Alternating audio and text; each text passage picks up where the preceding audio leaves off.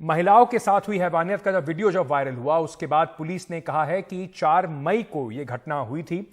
अपहरण, गैंगरेप, हत्या का केस दर्ज हुआ था। सभी दलों ने एक सुर में इसकी निंदा भी की। वहीं मुख्यमंत्री एन बीरेन सिंह ने कहा कि दोषियों को फांसी की सजा के लिए वो कोशिश करेंगे और साथ ही साथ जो चीफ देश के जो हमारी सीजेआई हैं उन्होंने भी, चीफ जस्टिस ऑफ इंडिया जो हैं, उन्होंने भी इस पे बड़ी सख्ती से बात करते हुए कहा कि इस वीडियो के बाद वो बहुत आहत हैं और साथ ही साथ उन्होंने ये भी कहा कि अगर सरकार को कुछ समय दे रहे हैं, अगर तुरंत कार्रवाई नहीं होगी तो सुप्रीम कोर्ट जो है वो खुद इस पर कार्रवाई करेगा। पहले जरा सुन लेते हैं कि मुख्यमंत्री जो है मणिपुर के, उन्होंने क्या कहा। तो वो वीडियो देखने के बाद में मेरे को इतना बुरा लगा, इतना खराब लगा। ये तो ह्यूमैनिटी नहीं है इसमें, ये तो क्राइम अगेंस्ट ह्यूमैनिटी है। ये आदमी का वो मतलब कोई ऐसा ही आदमी वालों ने करने वाला काम ही नहीं है। तो इसीलिए हमने इसको स्ट्रॉन्गेस्ट फॉर्म में कंडेम किया और इमीडिएटली पुलिस लोगों को बोला कि जो भी है, जो वीडियो को ऑथेंटिकेट करो रियलिटी और फैक्ट, उसके बाद में तुम जहां जहां में सस्पिशियस एरिया है उसमें ऑपरेशन करके जो भी है उसको पकड़ना है। और स्टेट गवर्नमेंट इतना भी ट्राई करेंगे कि एफर्ट देंगे कि जो भी एविडेंस वगैरह करके वो जैसे वाला कल्प्रिट को, जैसे वाला क्राइम जो कर रहा है ऐसे वाला को सजा, जैसे मौत का सजा दे, उसको हम एफर्ट करेंगे। मैं सबसे पहले अपने सहयोगी रत्नदीप के पास जाना चाहता हूं। इस खबर पर ग्राउंड से नजर बनाए हुए हैं। रत्नदीप, मुख्यमंत्री का बयान तो आज जरूर आया, उन्होंने कहा बड़े आहत हुए हैं, पर ऐसा नहीं है ये घटना कल हुई हो। 2 महीने से पुरानी घटना है। एफआईआर करे भी 60 दिन से ज्यादा का समय हो गया है। सोशल मीडिया पे जैसी वायरल होती है 24 घंटे में पुलिस कार्रवाई कर लेती है, एक आरोपी की पहचान करके उसे गिरफ्तार कर लेती है। लेकिन 60 दिन तक पुलिस और सरकार हाथ पे हाथ धर के क्यों बैठी हुई थी, ये एक बड़ा सवाल है। जरूर बड़ा सवाल है, क्योंकि अगर हम इस टाइमलाइन को देखें तो मई महीने के 4 तारीख को ये घटना घटी और ये जो पीड़ित जो 2 महिलाएं हैं, इन्होंने पहली बार इन्होंने जो 0 एफआईआर किया कांकोपी ज़िले में साइकिल पुलिस स्टेशन में। वहाँ पे 18 तारीख को, मई के 18 तारीख को 0 एफआईआर हुआ। मगर वही एफआईआर जो प्लेस ऑफ ऑकरेंस है, जहाँ पे वो इंसिडेंट हुआ है, थौवाल ज़िले में नोंगपोक सेकमाई पुलिस स्टेशन के अंतर्गत, उस पुलिस स्टेशन में वो एफआईआर ट्रांसफ़र होते होते जून के 21 तारीख हो गए। और जून के 21 तारीख से अब जुलाई का महीना चल रहा है। आप देख सकते हैं बहुत दिन बीत गए, एक वीडियो निकलने के बाद पुलिस हरकत में आई। तो ये बहुत बड़ा सवाल है जिसका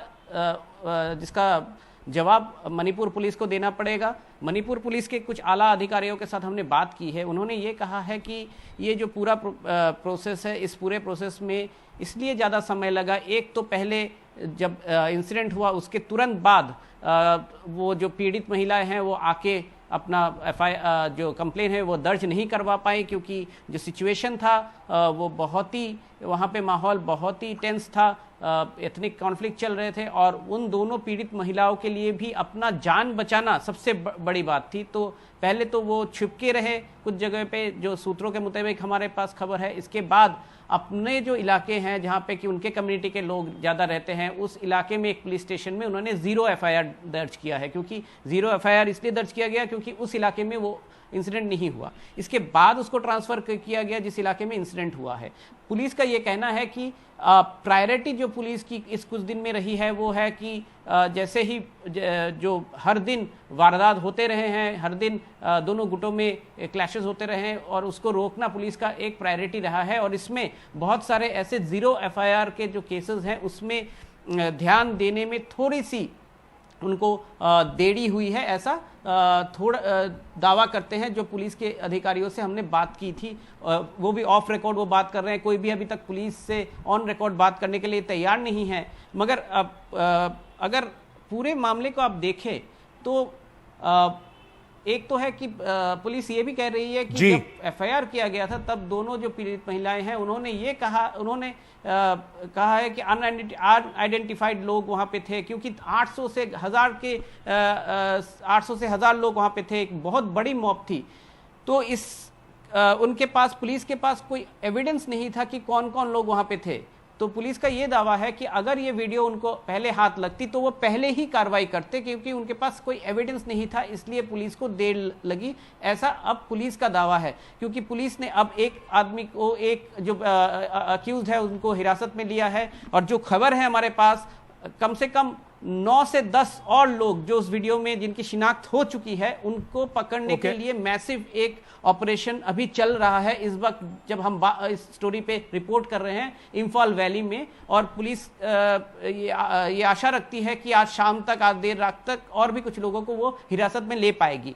मगर क्यों एक्शन नहीं हुआ, इसके ऊपर हमने भी सवाल खड़े किए हैं। अभी तक ऑन रिकॉर्ड पुलिस या फिर सरकार नहीं आ रही है। मुख्यमंत्री ये कह रहे हैं कि कैपिटल पनिशमेंट देनी चाहिए, हम एविडेंस इकट्ठा कर रहे हैं। मगर अगर हम मणिपुर की बात करें, बहुत सारे ऐसे घटनाएं हुए हैं जो रिपोर्ट हुए हैं, कुछ मीडिया रिपोर्ट भी नहीं कर पाई क्योंकि एक्सेस नहीं है कुछ इलाकों के। कुछ इस वारदात की एक बहुत दुख भरी ये वीडियो है, मगर ये वीडियो के कारण शायद आगे चल के इन दोनों पीड़िताओं को जस्टिस मिलेगा। मगर बहुत सारे ऐसे भी विक्टिम्स हैं मणिपुर में अक्रॉस कम्युनिटी, जिनको भी बहुत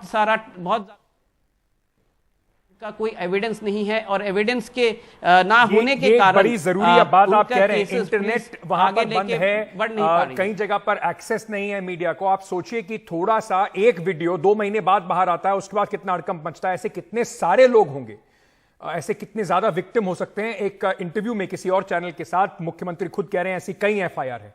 अब आप सोच के देखिए कि उन्हें क्या तब जस्टिस मिलेगा, या उनके लिए तब न्याय की बात होगी जब उनके वीडियो भी इस तरीके से इंटरनेट पर लीक होंगे, वायरल होंगे। बड़ा सवाल है मणिपुर की सरकार के ऊपर। लेकिन मणिपुर की हैवानियत पर राज्य सरकार की जो रिपोर्ट केंद्र को भेजी गई है उसमें कहा गया है कि कार्रवाई में कोई देरी ही नहीं हुई।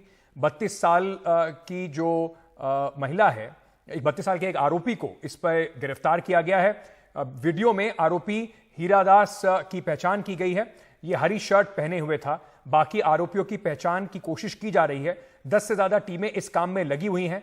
4 मई 2023 की यह घटना है जिसमें पीड़िता 15 दिन के बाद पुलिस के पास पहुंची। घटना एक जिले की थी लेकिन केस दूसरे जिले में दर्ज कराया गया, तो 0 एफआईआर 18 मई को दर्ज हुई।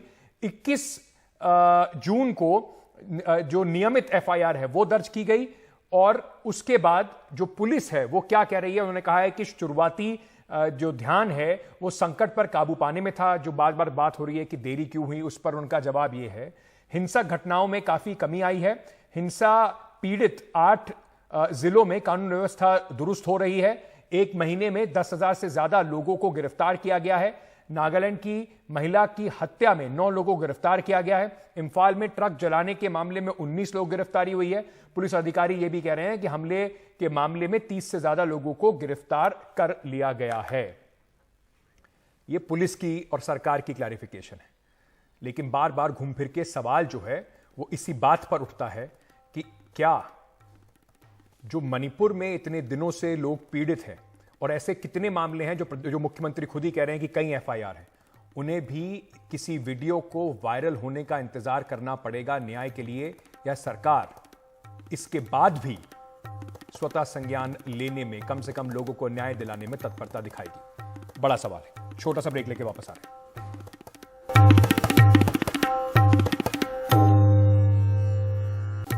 इस घटना से मणिपुर ही नहीं पूरे देश में लोगों का कलेजा कांप गया। मणिपुर में लगातार हो रही इन घटनाओं के विरोध में विरोध प्रदर्शन हो रहे हैं। मणिपुर से सौरभ गुप्ता की यह रिपोर्ट।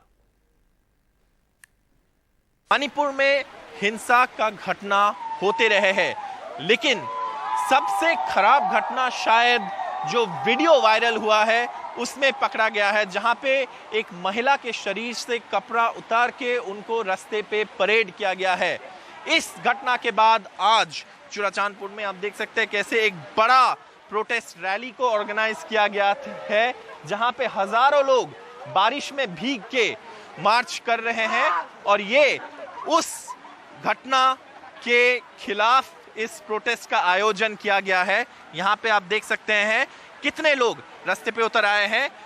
जो उनके पुराने डिमांड है उनको भी दोहरा रहे हैं, लेकिन खास करके जो वीडियो सामने आया है, वायरल हुआ है, जो घटना पहले ही हुआ था, हिंसा के पहले दिन में हुआ है, उस घटना का प्रोटेस्ट में ये रैली यहां पे निकाला गया है। कैमरा पर्सन जीडी शंकर के साथ चूड़ाचंदपुर मणिपुर से सौरभ गुप्ता, एनडीटीवी इंडिया। महिला पहलवानों के उत्पीड़न के मामले में बृजभूषण शरण सिंह को दिल्ली की कोर्ट से बड़ी राहत मिली है। बृजभूषण शरण सिंह और विनोद तोमर को नियमित जमानत दे दी गई थी। आज सुनवाई के बाद जमानत पर फैसला सुरक्षित रख लिया गया था। 4 बजे का वक्त था। अब यह फैसला सबके सामने है। यहां पर महिला पहलवानों के वकीलों ने यहां पर उनके जमानत दिए जाने का विरोध किया था। बृजभूषण शरण सिंह पर महिला पहलवानों के साथ यौन शोषण, छेड़छाड़ के गंभीर आरोप हैं। सौरभ शुक्ला हैं हमारे साथ। सौरभ, क्या कुछ इस ऑर्डर में जो नियमित जमानत दी गई है, क्या आधार दिया गया? क्योंकि इतने गंभीर आरोपों के बाद और चार्जशीट में नाम आने के बाद इस तरह से जमानत। देखिए शारिक, कोर्ट में पिछली बार दिल्ली पुलिस ने बोला था कि वो अपोज करेंगे, और आज जब दिल्ली पुलिस से पूछा गया कि आप बिल अपोज करेंगे या नहीं करेंगे, तो उस पर दिल्ली पुलिस ने जवाब दिया कि वो ना इसका विरोध कर रहे हैं, ना ही बिल के समर्थन है।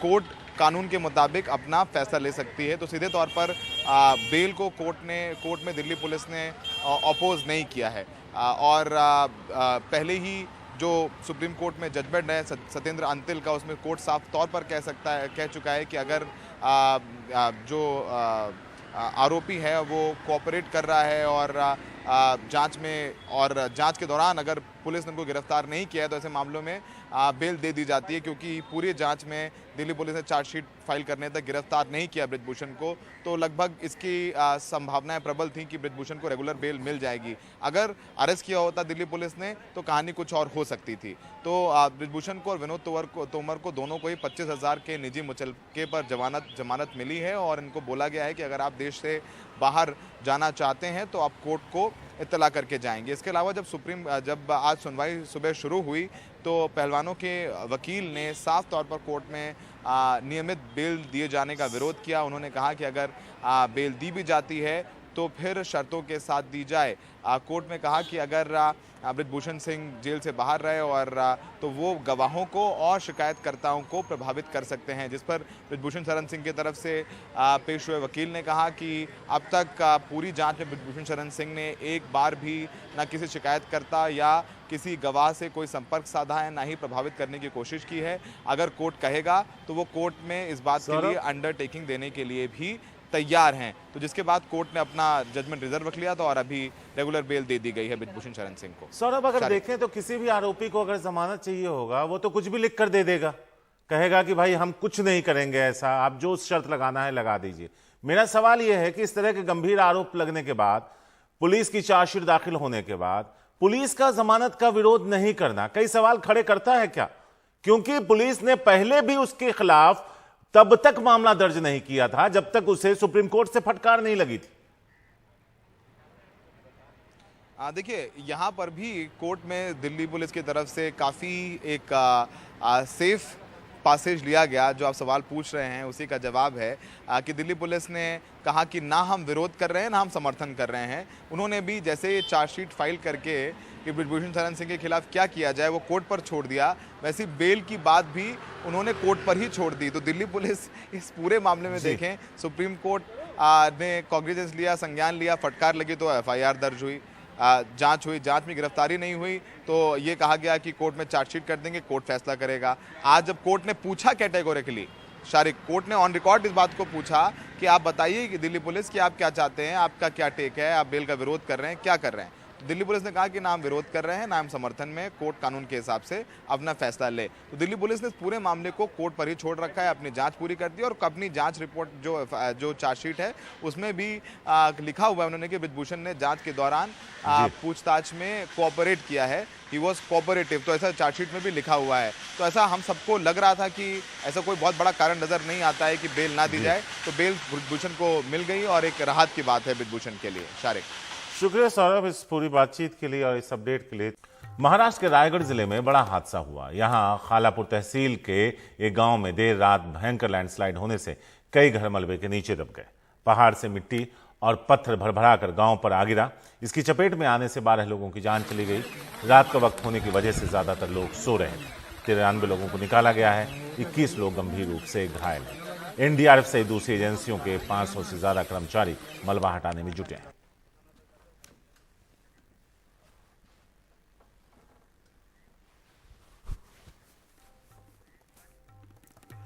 सवाल इंडिया का में अब इतना ही। मुझे दीजिए इजाजत। नमस्कार।